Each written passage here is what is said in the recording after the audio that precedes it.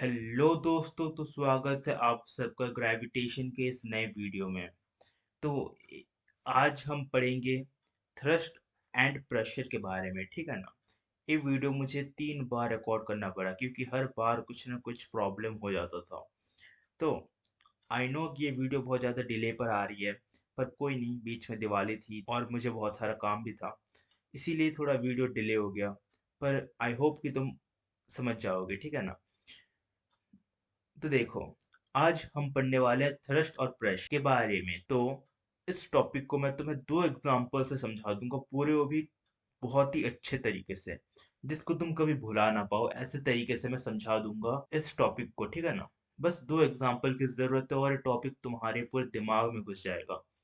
तो देखो, हम सबसे पहले एग्जाम्पल शुरू करते हैं। तो देखो, सबसे पहले एग्जाम्पल में हम एक वुडन ब्लॉक को लेंगे, ठीक है ना।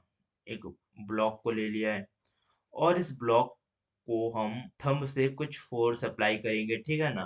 तो यहाँ पर हमें फोर्स अप्लाई कर रहे हैं, ठीक है। और ये जो है, ये हमारा थंब है। और ये जो थंब है वो इस एरिया पर कॉन्टेक्टेड है ब्लॉक से, ठीक है ना। इतने एरिया पर कनेक्ट है ब्लॉक के साथ, ठीक है। तो देखो, जब ये थंब यहाँ पर फोर्स अप्लाई करेगा, तो ये जो फोर्स है वो हर तरफ डिस्ट्रीब्यूट हो जाएगा, ठीक है ना। हर तरफ डिस्ट्रीब्यूट हो जाएगा। अब हम सेम टू सेम दूसरा वाला केस देखेंगे। यहाँ पर भी मैंने एक ब्लॉक लिया है और अब मैं क्या ले लूंगा, कील ले लूंगा, ठीक है ना। एक कील ले लिया है, ठीक है। तो देखो, कील का जो टिप होता है वो पॉइंटेड होता है, मतलब बहुत ज्यादा शार्प होता है, ठीक है ना। तो इसका जो कांटेक्ट एरिया है वो बहुत ज्यादा कम है, ठीक है ना। बहुत ज्यादा कांटेक्ट एरिया कम है। और हम इस पे भी सेम फोर्स अप्लाई कर रहे हैं, सेम फोर्स इस पे हम अप्लाई कर रहे हैं। तो देखो, इसका जो एरिया था वो लार्ज था, ठीक है ना, लार्ज था। लार्ज एरिया लिख देता हूँ।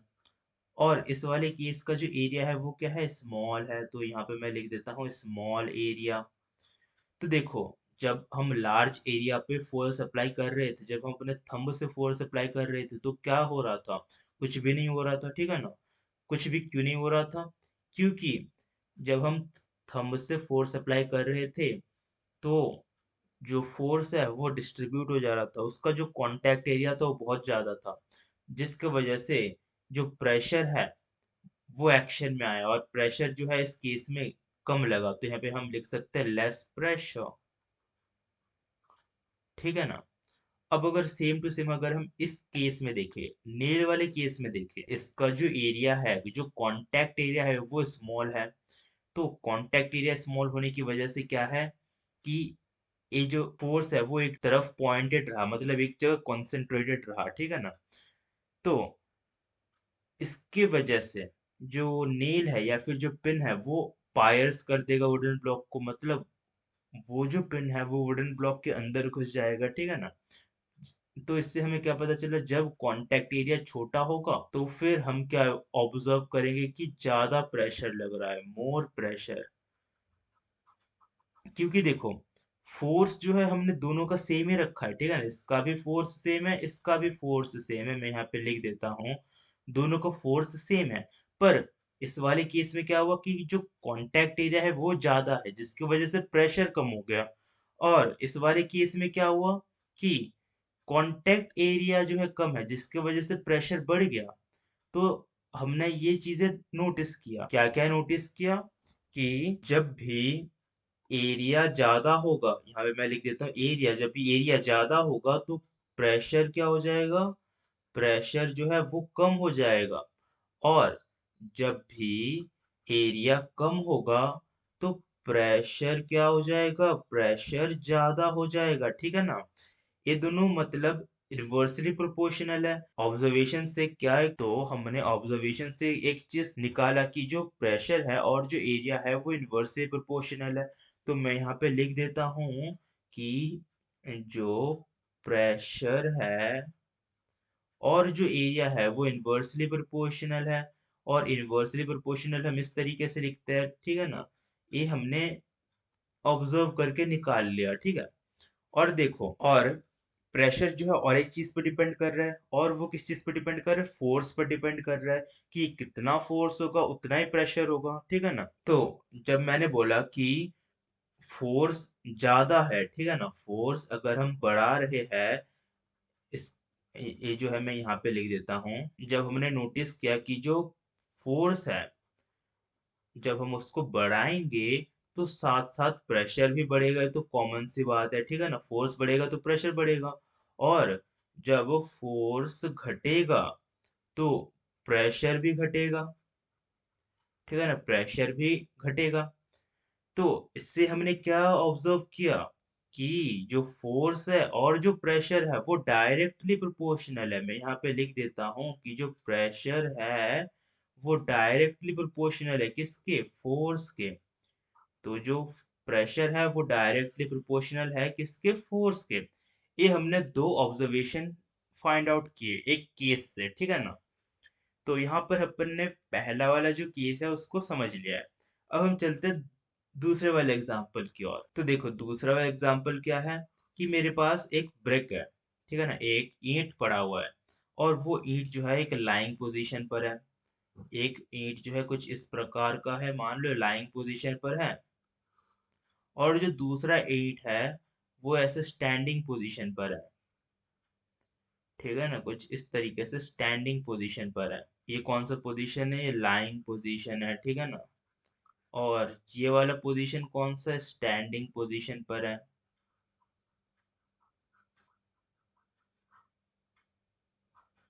ये हमारे पास दो टाइप के ईंट है, ठीक है ना।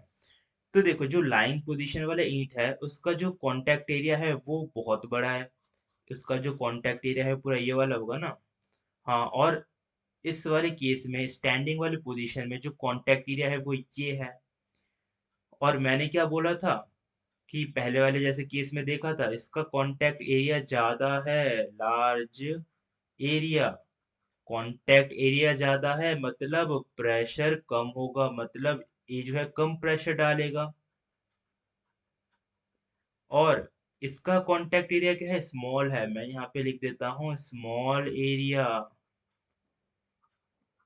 इसका एरिया स्मॉल है, इसका मतलब ये है कि इसका जो प्रेशर होगा वो ज्यादा होगा, ठीक है ना, ये जो है ज्यादा प्रेशर डालेगा। मैं यहाँ पे लिख देता हूँ मोर प्रेशर। इस वाले केस में भी हमने देखा कि जब कांटेक्ट एरिया ज्यादा है, जब ब्रिक जो है वो लाइन पोजीशन पर है, तो वो ज्यादा एरिया कवर कर रहा है, ठीक है ना, ज्यादा एरिया कांटेक्ट में रख रहा है, जिसके वजह से जो प्रेशर लगेगा वो कम होगा, ठीक है ना, as compare to the standing position.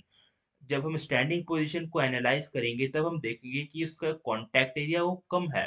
Contact area कम होने की वजह से जो प्रेशर होगा वो क्या हो जाएगा, ज्यादा लगेगा। तो इन दोनों केस से हमने दो चीज तो फाइंड आउट कर लिया कि जो प्रेशर होगा, ठीक है ना, वो डायरेक्टली प्रोपोर्शनल होगा फोर्स पर, और जो प्रेशर होगा वो इनवर्सली प्रोपोर्शनल होगा एरिया पर, ठीक है ना। ये दोनों चीज हमने फाइंड आउट तो कर लिया। तो देखो जब इन दोनों केस को हमने स्टडी किया तो देखा कि जो प्रेशर है वो दो चीज पर डिपेंड कर रहा है, कौन कौन से, फोर्स और एरिया पर डिपेंड कर रहा है। ये हमने देख लिया। मैंने यहाँ पे बहुत ही अच्छे से बहुत ही डिटेल्ड में लिख दिया है कि from the above discussion we conclude that pressure depends on two factor, कि जो प्रेशर होगा वो दो फैक्टर पे डिपेंड करता है। कौन कौन से दो फैक्टर, पहला तो फोर्स पर, कि जो प्रेशर होगा वो डायरेक्टली प्रोपोर्शनल होगा किसके, फोर्स के, ठीक है ना। और दूसरा वाला क्या है, दूसरा वाला है एरिया पर डिपेंड करता है। तो प्रेशर जो है वो इनवर्सली प्रोपोर्शनल होगा एरिया पे, ठीक है ना। तो ये दोनों चीजों पे प्रेशर डिपेंड करता है। तो जब इन दोनों चीजों को हम इस्तेमाल करेंगे तो हम प्रेशर को फॉर्मूला भी निकाल सकते हैं। कैसे, तो देखो जो प्रेशर है वो डायरेक्टली प्रोपोर्शनल है किसके, फोर्स के। तो यहाँ पे हम लिख देते हैं फोर्स, और ए जो है इनवर्सली प्रोपोर्शनल है किसके, एरिया के। तो फोर्स बाय एरिया बन जाएगा ना प्रेशर का फॉर्मूला। तो प्रेशर का फॉर्मूला क्या बन गया? Force upon area. तो यहाँ पर अपन ने प्रेशर को फॉर्मूला भी ड्राइव कर लिया। तो देखो प्रेशर का फॉर्मूला क्या हो गया? फोर्स अपॉन में एरिया। अब बस एक इम्पॉर्टेंट चीज रह गई है डिफाइन करना, और वो क्या है कि व्हाट इज प्रेशर। तो अब मैं फटाक से प्रेशर का डेफिनेशन भी लिख देता हूँ साथ में। तो यहाँ पर साथ साथ में मैंने प्रेशर का डेफिनेशन भी लिख दिया है। तो देखो प्रेशर का डेफिनेशन मैंने क्या लिखा है? Pressure is the force acting perpendicularly on a unit area of the object. ठीक है ना? तो प्रेशर क्या है कि कितना फोर्स परपेंडिकुलरली एक्ट कर रहा है एक पर्टिकुलर एरिया पर। अब ये परपेंडिकुलरली का मतलब क्या है कि कितना फोर्स 90 डिग्री पर एक्ट कर रहा है। अब ये 90 डिग्री क्या है कि मान लो एक सरफेस है, ठीक है ना? तो उसका 90 डिग्री ये वाला स्ट्रेट लाइन होगा, ठीक है ना? ये जो है 90 डिग्री होगा। तो इस एंगल को हम क्या बोलते हैं? परपेंडिकुलर एंगल बोलते हैं। तो प्रेशर क्या होता है कि कितना फोर्स एक्ट कर रहा है perpendicularly on a unit area of the object, उसको हम प्रेशर बोलते हैं। तो आई होप कि तुम्हें प्रेशर का डेफिनेशन समझ में आ गया होगा। तो देखो ये हमारा परंपरा रहा है कि जब भी हम कोई फॉर्मूला ड्राइव करते हैं उसके साथ साथ हम एसआई यूनिट भी निकालते हैं कि एसआई यूनिट क्या होगा उस फॉर्मूले का, ठीक है ना? या फिर उस क्वांटिटी का। तो देखो प्रेशर का जो फॉर्मूला है वो क्या है, मैं यहाँ पे फिर से लिख लेता हूँ। जो प्रेशर का फॉर्मूला है वो है pressure is equals to force upon area. ठीक है ना? ये फॉर्मूला होता है प्रेशर का। तो देखो फोर्स को हम किससे डिनोट करते हैं? न्यूटन से। एरिया को किससे डिनोट करते हैं? अगर तुम मैथमेटिक्स में थोड़ा सा भी एक्टिव हो तो एरिया को हम मीटर स्क्वायर से डिनोट करते हैं। ये तुम्हें बताने की आवश्यकता बिल्कुल भी नहीं होनी चाहिए। तो देखो एरिया को हम मीटर स्क्वायर से डिनोट करते हैं। तो इससे हमारा एसआई यूनिट क्या बन गया प्रेशर का? तो मैं यहाँ पे लिख देता हूँ एसआई यूनिट ऑफ प्रेशर। तो एसआई यूनिट क्या हो जाएगा प्रेशर का? न्यूटन पर मीटर स्क्वायर। तो देखो हमने जो है एसआई यूनिट निकाल दिया प्रेशर को, जो कि क्या है? न्यूटन पर मीटर स्क्वायर। पर इसके बदले हम एक दूसरा यूनिट भी लिख सकते हैं, दूसरा एसआई यूनिट भी लिख सकते हैं। और वो एसआई यूनिट क्या है? और वो एसआई यूनिट है पैस्कल। ठीक है ना? जिसको हम डिनोट करते हैं पी ए से। तो हम पैस्कल भी लिख सकते हैं या फिर न्यूटन पर मीटर स्क्वायर भी लिख सकते हैं, जो भी तुम्हारी श्रद्धा वैसे तुम लिख सकते हो, ठीक है ना? कोई भी तुम्हें रोकेगा नहीं कि तुमने न्यूटन पर मीटर स्क्वायर क्यों लिखा है या फिर तुमने पैस्कल क्यों लिखा है। कोई भी ऐसा नहीं पूछेगा। अगर वो पूछा तो फिर वो बेवकूफ है। ठीक है ना? तो यहाँ इसी के साथ हमने एसआई यूनिट भी निकाल दिया प्रेशर का, जो कि क्या है? न्यूटन पर मीटर स्क्वायर या फिर पैस्कल, जैसे तुम्हारी श्रद्धा वैसे तुम लिख सकते हो। और देखो हमने जो है पहले ही टाइटल में क्या पढ़ा था? Thrust and pressure. तो थ्रस्ट कहाँ से आया गेम में? तो देखो थ्रस्ट ऐसा है कि थ्रस्ट और फोर्स जो है वो दोनों भाई भाई है। थ्रस्ट और फोर्स जो है वो दोनों क्या है? भाई भाई है। मतलब थ्रस्ट के बदले तुम फोर्स लिख सकते हो और फोर्स के बदले तुम थ्रस्ट लिख सकते हो। ये दोनों जो है आपस में एक्सचेंज हो सकते हैं, ठीक है ना? अभी के लिए तुम्हें ये याद रखना है कि जहां पर थ्रस्ट है वहां पर तुम्हें फोर्स सोचना है, और जहां पर तुम्हें फोर्स दिख जाए वहां पर तुम थ्रस्ट सोच सकते हो। जब मैंने फोर्स को थ्रस्ट के बराबर ले लिया है, जब इन दोनों को इक्वल मान लिया है, तो मुझे फॉर्मूला भी चेंज करना चाहिए। तो जो फॉर्मूला है वो क्या बन जाएगा कि जो प्रेशर है वो किसके बराबर हो जाएगा? Thrust upon area. तो ये हमारा फॉर्मूला बन गया क्या? प्रेशर का फॉर्मूला बन गया, ठीक है ना? क्या फॉर्मूला बना? Thrust upon area. तो आई होप कि तुम यहाँ तक समझ गए होंगे। तो यहाँ पर अपना थियरी वाला पार्ट खत्म होता है। अब हम कुछ न्यूमेरिकल सॉल्व करेंगे। जैसे कि हमारा वीडियो का परंपरा चलता आ रहा है कि जब भी हम कोई कंसेप्ट समझते हैं तो उसका बेटर अंडरस्टैंडिंग के लिए न्यूमेरिकल भी करते हैं, ठीक है ना? ताकि वो कंसेप्ट जो है हमारे दिमाग में छप जाए। तो वही परंपरा को हम कंटिन्यू करेंगे और थोड़े से क्वेश्चन देख लेंगे। तो ये सबसे पहला क्वेश्चन आपकी स्क्रीन के ऊपर। तो देखो, सबसे पहले क्वेश्चन को पढ़ लिया जाए, यही हमारा सबसे पहला स्टेप होता है। तो क्वेश्चन क्या बोल रहा है? अ फोर्स ऑफ 100 न्यूटन, एक फोर्स दे रखा है 100 न्यूटन का, और तो इसको हम लिख देते हैं F is applied to an object of area 2 metre square.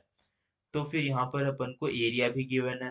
Area कितना है? 2 metre square. Calculate the pressure, अपन को क्या निकाल के देना है? प्रेशर निकाल के देना है। तो सबसे पहले जो जो चीजें गिवन है वो एक बार लिख लेता हूँ। तो देखो, अपन को फोर्स गिवन है, फोर्स कितना है? 100 न्यूटन। एरिया कितना गिवन है? 2 मीटर स्क्वायर। तो प्रेशर को फॉर्मूला क्या होता है? Pressure is equals to force upon area.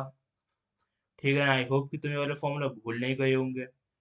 तो देखो, जो फोर्स का वैल्यू है वो कितना है? 100 न्यूटन अपॉन एरिया। एरिया कितना गिवन है? 2 मीटर स्क्वायर। तो जब 100 को 2 से डिवाइड करोगे तो आंसर कितना आ जाएगा? 50। तो यहाँ पर आंसर आ जाएगा 50 न्यूटन पर मीटर स्क्वायर। या फिर तुम इसको इस तरीके से लिख सकते हो, 50 पैस्कल। ठीक है ना? तुम्हारी शरारत, जैसे तुम लिखना चाहो वैसे लिख सकते हो। तो इसी के साथ हमने प्रेशर निकाल लिया है, जो कि कितना आ गया? 50 न्यूटन पर मीटर स्क्वायर, या फिर 50 पैस्कल। और इसी के साथ हमारा फर्स्ट क्वेश्चन भी पलक झपकते ही खत्म हो जाता है। और ये तुम्हें बहुत ज्यादा डोपामिन बूस्ट भी दे दिया होगा ये वाला क्वेश्चन है, ठीक है ना? अब मैं चाहता हूँ कि जो सेकंड वाला क्वेश्चन है वो तुम खुद अपने आप से सॉल्व करो, क्योंकि हर एक कंसेप्ट मैंने पहले से समझा के रखा हुआ है, जो जो नीडेड है। और जो चाहिए था वो मैंने आज तो समझा दिया है ही। तो ये मैं जरूर चाहूंगा कि ये वाला क्वेश्चन तुम अपने आप से सॉल्व करो, वीडियो को अभी पॉज करो और ये वाला क्वेश्चन अपने आप से जरूर बनाने की कोशिश करो। तभी बेटर अंडरस्टैंडिंग आएगी, ठीक है ना? तो देखो, मैं अब क्वेश्चन को शुरू करने वाला हूँ। अगर आपने इस पे ट्राई नहीं किया है तो मैं जरूर चाहूंगा कि एक बार ट्राई जरूर करो, ठीक है? तो मैं शुरू करता हूँ ये वाला question. A woman is wearing sharp heeled shoes और पेन हील्ड शूज। तो देखो, एक टाइप का जूते आते हैं जो महिलाएं पहनती है, और वो जूता कुछ इस प्रकार का होता है, ठीक है ना? इसको हील बोला जाता है। ये वाला जो पोर्शन है इसको क्या बोला जाता है? हील बोला जाता है, ठीक है ना? तो हील वाले जूते पहनती है वो लोग। और आगे क्या दे रखा है? If the mass of this woman is 50 kilogram, अगर उस वुमन का जो मास है वो 50 किलोग्राम गिवन है, तो यहाँ पर अपन को मास गिवन है वो कितना है? 50 kilogram. And the area of one heel is 1 centimetre square. और एक हील का जो एरिया है वो 1 सेंटीमीटर स्क्वायर एरिया गिवन है, ठीक है ना? और ये जो हील है इसका जो एरिया है वो हमको गिवन है कितना? 1 सेंटीमीटर स्क्वायर। और क्या बोला है? Calculate the pressure exerted on the ground when the woman stand on just one heel. तो हमको जो है प्रेशर निकाल के देना है। प्रेशर कितना होगा वो निकाल के देना है जब वो वुमन जो है एक ही हील के सहारे खड़ी हुई हो, ठीक है ना? तो ये सिंपल सी बात है। जो जो चीजें हैं वो सबसे पहले लिख लो। सबसे पहले हमको क्या गिवन है कि मास गिवन है। मास कितना है? 50 किलोग्राम। और साथ में क्या गिवन है? एरिया गिवन है। एरिया कितना है? 1 सेंटीमीटर स्क्वायर, ठीक है ना? और कुछ, हाँ, एक्सेलरेशन ड्यू टू ग्रेविटी भी गिवन है। वो कितना है? 10 मीटर पर सेकेंड स्क्वायर। और हमको जो है प्रेशर निकाल के देना है। कौन सी बड़ी बात है? सबसे पहले जो प्रेशर का फॉर्मूला है वो लिख लिया जाए। प्रेशर का फॉर्मूला क्या है? फिर से बताओ सब मिलके। प्रेशर का जो फॉर्मूला है वो है फोर्स अपॉन एरिया, ठीक है ना? ये होता है प्रेशर का वैल्यू, ठीक है? तो जो प्रेशर का वैल्यू है वो क्या है? Force upon area. प्रेशर का जो फॉर्मूला है वो क्या होता है? Force upon area. तो देखो, फोर्स तो हमको गिवन है नहीं, तो फोर्स का फॉर्मूला क्या होता है? फोर्स का फॉर्मूला होता है मास इनटू एक्सीलरेशन। पर हम चैप्टर पढ़ रहे ग्रेविटेशन, तो यहाँ पर एक्सीलरेशन किस में चेंज हो जाता है? जी से चेंज होता है। जी क्या होता है? Acceleration due to gravity. तो देखो, हमें एम भी गिवन है, जी भी गिवन है, तो फोर्स हम निकाल सकते हैं ना? तो फोर्स हम निकालेंगे तो क्या हो जाएगा? Force is equals to mass into acceleration due to gravity. तो मास हमको गिवन है 50 kilogram, acceleration due to gravity given है 10 मीटर पर सेकेंड स्क्वायर। जब इन दोनों को मल्टीप्लाई करोगे तो आंसर आ जाएगा 500 न्यूटन। और यहाँ पर अपन ने फोर्स निकाल दिया है कितना, 500 न्यूटन। और एरिया कितना गिवन है, एरिया गिवन है 1 सेंटीमीटर स्क्वायर। पर यहाँ पर एक गलत हो गया कि हमको सेंटीमीटर स्क्वायर पर नहीं बल्कि मीटर स्क्वायर पर तो चाहिए था। तो देखो, सेंटीमीटर स्क्वायर से मीटर स्क्वायर में चेंज कर रहे हैं, तो हम ऊपर की ओर जा रहे हैं। अगर तुम्हें पता नहीं मैं ऊपर की ओर क्या बोल रहा हूँ तो फिर तुम सबसे पहला वीडियो देखो मोशन का, उसमें मैंने बहुत ही डिटेल्ड कंसेप्ट समझ जा के रखा हुआ है कि तुम यूनिट को कैसे कन्वर्ट करते हो, ठीक है ना। तो देखो, सेंटीमीटर से मीटर हम ऊपर की ओर जा रहे हैं, ठीक है ना, जिसके वजह से हमें जो है डिवाइड करना पड़ेगा। ऊपर की ओर जा रहे हो तो डिवाइड करते हैं, अगर नीचे की ओर जा रहे होते हैं तो मल्टीप्लाई करते हैं, ठीक है ना। सिंपल सा कंसेप्ट होता है। और साथ में 1 मीटर कितना होता है बताओ, 100 सेंटीमीटर होता है, ठीक है ना। और हमें मीटर स्क्वायर चाहिए, तो 1 मीटर स्क्वायर कितना हो जाएगा, वन 10,000 सेंटीमीटर स्क्वायर हो जाएगा, ठीक है ना। तो 10,000 से अपन को डिवाइड करना है, तो जो एरिया है वो कितना हो जाएगा, 1/10,000 मीटर स्क्वायर। ये अपन का एरिया आ गया, ठीक है ना। तो फोर्स तो अपन ने निकाल लिया था, साथ साथ एरिया भी निकाल लिया है। अब कौन सी बड़ी बात रह गई, और अब हमको क्या निकालना है, प्रेशर निकालना है। प्रेशर का फॉर्मूला तो वो तुम्हें पता ही है, फोर्स अपॉन एरिया। फोर्स अपन ने निकाल लिया था 500 Newton, divide by area, area अभी निकाला जस्ट, और वो कितना है, 1/10,000 न्यूटन, ठीक है ना। नहीं, ये मीटर स्क्वायर है, सॉरी। तो देखो इसको बस अब सॉल्व कर लेना है। इसको कैसे सॉल्व करोगे, कि जो 10,000 है वो ये 500 के साथ मल्टीप्लाई हो जाएगा, और आंसर क्या आ जाएगा, आंसर आ जाएगा 500 और उसके पीछे 4 जीरो एक्स्ट्रा, न्यूटन पर मीटर स्क्वायर और पैस्कल, जैसे तुम्हारी श्रद्धा, ठीक है ना। एक चीज याद रखना कि इन दोनों में से कोई सा भी एक लिखना है, ये नहीं कि दोनों लिख के आ जाओ, ठीक है। बस एक लिखना है इन दोनों में से। तो इसी के साथ हमने जो है प्रेशर फाइंड आउट कर लिया, और वो कुछ इतना आ रहा है, कितना, 50 लाख न्यूटन पर मीटर स्क्वायर, ठीक है ना। तो आई होप कि तुम समझ गए होंगे ऐसे क्वेश्चन जिसमें हमको मास गिवन हो, साथ साथ acceleration due to gravity given हो और एरिया गिवन हो, इस ऐसे क्वेश्चनों के साथ डील कैसे करते हैं, ठीक है। तो इसी के साथ हमारा सेकंड क्वेश्चन भी खत्म होता है।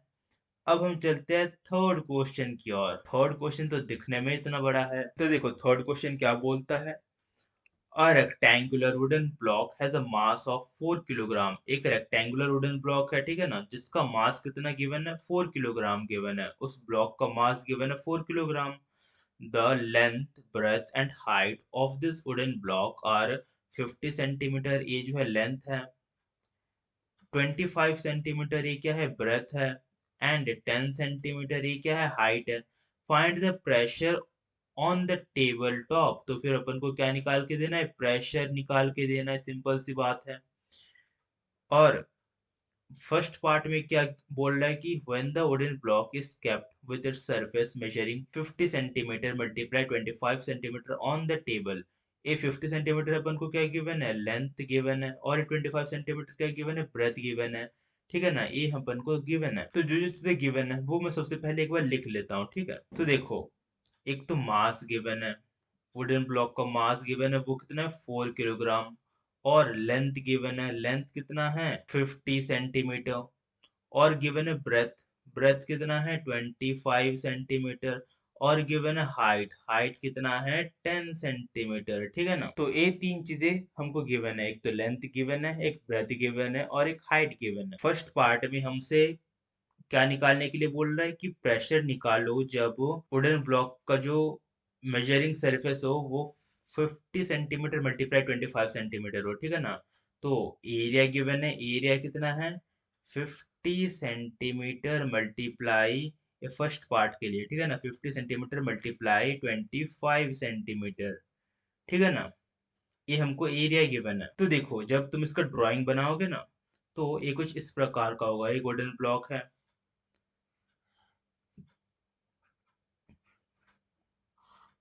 और इसका जो लेंथ है वो कितना गिवन है, 50 सेंटीमीटर। और इसका जो ब्रेथ है वो कितना गिवन है, 25 सेंटीमीटर, ठीक है ना। इसका मतलब ये है कि उसका जो एरिया ऑफ कॉन्टैक्ट है वो ये वाला रीजन है, ठीक है ना। ये वाला केस तो मैंने थोड़ी देर पहले बताया था तुम लोगों को, याद हो अगर, कि ये जो पोजीशन है कौन सा पोजीशन है, लाइंग पोजीशन है, ठीक है ना। मतलब ये लेटा हुआ है ब्रेक। और अब तुम इसका प्रेशर निकालो। प्रेशर निकालने के लिए तो बोला है ना। तो प्रेशर के लिए किसकी आवश्यकता होती है, प्रेशर के लिए आवश्यकता होती है एक तो फोर्स की और एक एरिया की। तो सबसे पहले मैं यहाँ पे प्रेशर को फॉर्मूला लिख लेता हूँ, ठीक है ना। Pressure is equals to force upon area, ठीक है ना। तो देखो फोर्स का जो फॉर्मूला है वो क्या होता है, मास इंटू एक्सेलरेशन। फोर्स का फॉर्मूला क्या होता है, मास इंटू एक्सेलरेशन। पर यहाँ पर अपन को मास गिवन है 4 किलोग्राम। और ये जो ए है वो किस में कन्वर्ट हो जाएगा, जी में कन्वर्ट हो जाएगा, क्योंकि मैंने पहले बता के रखा हुआ था कि ये ग्रेविटेशन चल रहा है, यहाँ पर एक्सेलरेशन नहीं होता है, एक्सेलरेशन ड्यू टू ग्रेविटी होता है। और जी हमको गिवन है कितना, 10 मीटर पर सेकेंड स्क्वायर। तो देखो यहाँ पर मुझे 10 से मल्टीप्लाई कर देना है, ठीक है ना। जब इन दोनों को मल्टीप्लाई कर दोगे तो फोर्स का वैल्यू आ जाएगा, वो कितना हो जाएगा, 40 न्यूटन।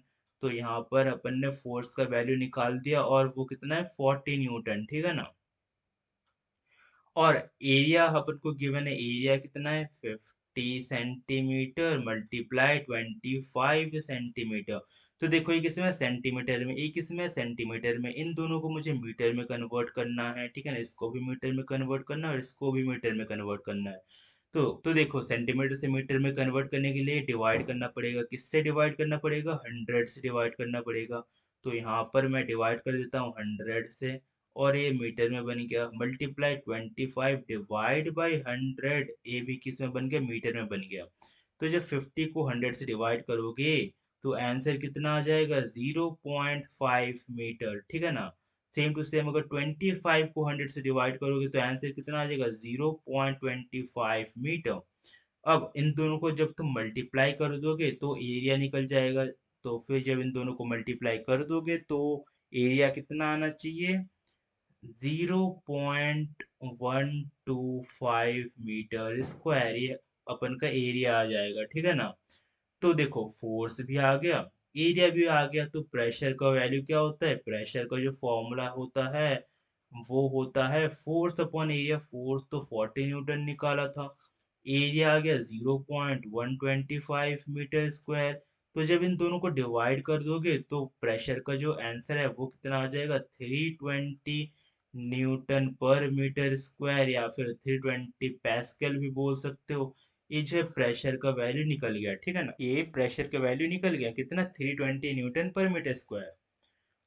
ये तो अपन ने फर्स्ट पार्ट सॉल्व किया है। अब दूसरा पार्ट क्या बोल रहा है, when the wooden block is kept with its surface measuring 25 centimetre, मतलब ये जो है ब्रेथ गिवन है, मल्टीप्लाई 10 सेंटीमीटर हाइट, ये जो है हाइट गिवन है ऑन द टेबल। ये वाला मेजरिंग सरफेस हम टेबल टॉप के ऊपर रख रहे हैं। तो जो सरफेस है वो क्या दे रखा है, सरफेस अपन को गिवन है, area is equals to 25 centimetre multiply 10 centimetre, ठीक है ना। तो देखो इस वाले केस में जो सरफेस होगा वो कुछ इस प्रकार का होगा, ठीक है ना। ये जो है स्टैंडिंग पोजीशन वाला केस आ गया, ठीक है ना। ये कौन सा स्टैंडिंग पोजीशन है ना, स्टैंडिंग पोजीशन, ये कौन सा पोजीशन, स्टैंडिंग पोजीशन वाला केस आ गया, ठीक है ना। तो ये जो कांटेक्ट एरिया है वो ये वाला है। तो इसका जो ब्रेथ है वो अपन को गिवन है कितना, 25 सेंटीमीटर, इसका हाइट भी गिवन है और वो हाइट कितना है, 10 सेंटीमीटर, ठीक है ना। तो देखो स्टैंडिंग पोजीशन वाला केस आ गया है। तो जैसे कि हमने पढ़ा था कि इसका एरिया कम है, इसका कांटेक्ट एरिया कम है, सप्लाई ज्यादा प्रेशर होना चाहिए, ठीक है ना। तो इस वाले केस में हमारा जो प्रेशर है वो 320 न्यूटन पर मीटर स्क्वायर से ज़्यादा आना चाहिए, तभी ये वाला केस जो है वो हम करेक्ट मानेंगे। अगर इससे कम आ गया तो ये वाला केस जो है वो करेक्ट नहीं है, बल्कि ये वाला केस जो है वो गलत है। तो देखो एरिया गिवन है कितना, 25 सेंटीमीटर मल्टीप्लाई 10 सेंटीमीटर। तो अपन को सेंटीमीटर में नहीं बल्कि मीटर में वैल्यूज चाहिए, सेंटीमीटर में नहीं बल्कि मीटर में चाहिए। तो मीटर में कन्वर्ट करने के लिए क्या करना पड़ेगा, डिवाइड बाई 100 करना पड़ेगा। तो जो एरिया है वो क्या हो जाएगा, 25/100 मीटर मल्टीप्लाई में 10/100 मीटर। तो जब डिवाइड करोगे 25 को 100 से तो आंसर कितना आ जाएगा, 0.25 मीटर मल्टीप्लाई में 0.1 मीटर, ठीक है ना। अब इन दोनों को जब तुम मल्टीप्लाई कर दोगे तो आंसर कितना आ जाएगा, 0.025 मीटर स्क्वायर। ये एरिया आ गया। और फोर्स तो हमने पहले से निकाल के रखा ही हुआ था, वो कितना था, 40 न्यूटन। फोर्स अपन ने पहले से निकाल के रखा हुआ है ना, ऑब्वियस सी बात है। अगर तुम पूरा शुरू से देख रहे होंगे तो तुम्हें याद ही होगा फोर्स 40 न्यूटन है। तो बस अब अपन को प्रेशर निकाल के देना है। तो देखो प्रेशर का जो फॉर्मूला है वो क्या है, pressure is equals to force upon area. और फोर्स कितना है, 40 न्यूटन। एरिया कितना है, 0.025 मीटर स्क्वायर। जब इन दोनों को तुम डिवाइड करोगे तो प्रेशर कितना आ जाएगा, प्रेशर का जो वैल्यू है वो आ जाएगा 1600 न्यूटन पर मीटर स्क्वायर, ठीक है ना। तो देखो जो प्रेशर का वैल्यू निकला वो कितना है, 1600 न्यूटन पर मीटर स्क्वायर है, जो कि क्या है, ज्यादा है किससे, 320 न्यूटन पर मीटर स्क्वायर से, जो कि इस वाले केस का रिजल्ट था, ठीक है ना, इससे जो है ज्यादा है। तो इससे अपन ने क्या क्लियर कर लिया कि स्टैंडिंग पोजीशन पर ज्यादा प्रेशर लगेगा as compare to the lying position. ऐसा क्यों, क्योंकि जो कांटेक्ट एरिया है वो कम है, जिसका वजह से प्रेशर ज्यादा लगेगा, ठीक है ना। तो ये जो है अपन ने डबल वेरीफाई तो कर लिया इस क्वेश्चन की बदौलत।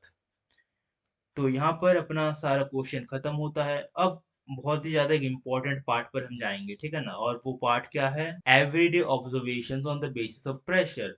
जो रोजमर्रा की जिंदगी जो होती है वो हम ऑब्जर्व करेंगे, और प्रेशर का उस जिंदगी से क्या ताल्लुकात है वो हम देखेंगे, ठीक है ना। प्रेशर कहाँ कहाँ अप्लाई हो रहा है नॉर्मल डे लाइफ में वो हम देखेंगे।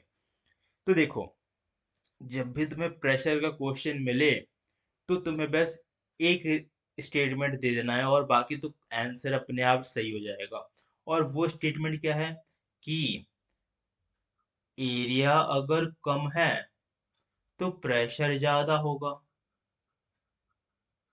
ठीक है ना। और एरिया अगर ज्यादा है तो प्रेशर क्या होगा, कम होगा। बस ये जो है इसको अच्छे से फ्रेम करके लिख दो, और बाकी मार्क्स तो तुम्हें अपने आप मिल ही जाना है, ठीक है ना। क्योंकि प्रेशर का सारा जो रीजनिंग है वो इसी के ऊपर डिपेंड करता है कि एरिया कम होगा तो प्रेशर ज्यादा होगा, और एरिया ज्यादा होगा तो प्रेशर कम होगा। बस यही वाला रीजनिंग डाल दो तो आंसर अपने आप सही हो जाता है। तो देखो सबसे पहला केस क्या बताया हुआ है, why school bags have wide straps. क्यों जो स्कूल बैग्स होते हैं उनमें वाइड स्ट्रैप होता है। स्ट्रैप क्या होता है, स्ट्रैप वो होता है जो तुम कंधे में बांध के चलते हो स्कूल बैग्स को, ठीक है ना। जो शोल्डर पे जिनको टांग के चलते हो, ठीक है ना, वो होते हैं स्ट्रैप्स। तो वो चौड़े होते हैं, अगर तुमने देखा होगा कभी स्कूल बैग कैरी किया होगा तो वो स्ट्रैप जो है वो चौड़े होते हैं। तो हमसे पूछा है कि वो चौड़े क्यों होते हैं, वो तो पतले भी हो सकते हैं ना, पर उनको चौड़ा क्यों बनाया गया है ये हमें बताना है। तो देखो चौड़ा बनाने के पीछे का रीजन क्या है कि एरिया बढ़ जाएगा, एरिया ऑफ कांटेक्ट जो है वो बढ़ जाएगा, ठीक है ना। कांटेक्ट का एरिया बढ़ जाने की वजह से प्रेशर कम होगा। जैसे कि अपन ने देख रखा है कि एरिया बढ़ेगा तो प्रेशर कम होगा, ठीक है ना। तो प्रेशर कम हो गया, जिसके वजह से जो बच्चों के जो शोल्डर है उस पर कम प्रेशर अप्लाई होगा, ठीक है। कम प्रेशर अप्लाई होगा तो हर्ट कम होगा, ठीक है ना, उनको दर्द कम होगा स्कूल का भारी बैग कैरी करने में। इसीलिए जो स्ट्रैप्स है उनको चौड़ा बनाया जाता है। तो जो मैंने लिखा है उस पर एक बार देख लेते हैं कि क्या लिखा है। A school bag has wide strap made of thick cloth so that the weight of bag may fall over a large area, जैसे मैंने बोला था कि जो वेट होगा बैग का वो लार्ज एरिया पर आए, ठीक है ना, of the shoulder of the child producing less pressure, जिसके वजह से जो प्रेशर होगा वो कम होगा, less pressure on the shoulder, ठीक है ना, and due to less pressure it is more comfortable to carry the heavy school bag। Come pressure होने की वजह से ज्यादा कंफर्टेबल हो जाएगा कि तुम स्कूल बैग को कैरी कर सको, ठीक है ना।